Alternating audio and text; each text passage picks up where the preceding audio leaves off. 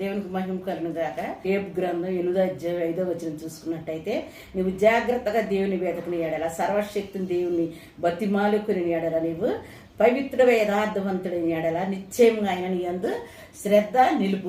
దేవుని వెతకాలండి, దేని వైపు తిరగాలి, మరి ఆయన బతిమాలుకోవాలి. మన సమస్యలు ఏంటి, మన ఇరుగుల ఇబ్బందులు ఏంటి, మన కలిగిన లోటుపాట్లు ఏంటి, మనం ఎట్టి స్థితిలో ఉన్నాం, అట్టి స్థితి మార్చబడాలంటే మనం ఏం చేయాలంటే దేవుని వైపు తిరిగి ఆయన్ని బతిమాలుకుని మనం ఏ రీతిగా ఉండాలంటే ఆయన పవిత్రుడిగా ఉండాలంట, యథార్థవంతుడు. ఇర్మియా గ్రంథంలో 5వ అధ్యాయంలో మొదటి వచనంలో ఉంది, యథార్థం మీదనే కదా నీవు దృష్టి ఉంచేది అనమాట.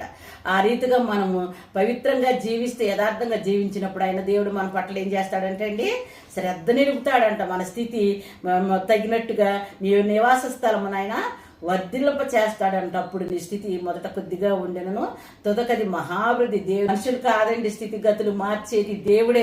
మరి మన యథార్థంగా, పవిత్రంగా, పరిశుద్ధంగా ఆయన వైపు తిరిగి ఆయన కొరకు జీవించినట్టయితే మన స్థితిగతులు మార్చే దేవుడు. మరి మన నివాస స్థలాన్ని ఆయన అభివృద్ధి కలిగించే దేవుడు. మహాభివృద్ధి అండి, అభివృద్ధి కాదు, మహాభివృద్ధి. కాబట్టి ఆ రీతిగా మనం జీవించాలి. దేవుని వాక్యం చేస్తుంది కాబట్టి ఈ మాట దేవుడు దీవించిన గాక.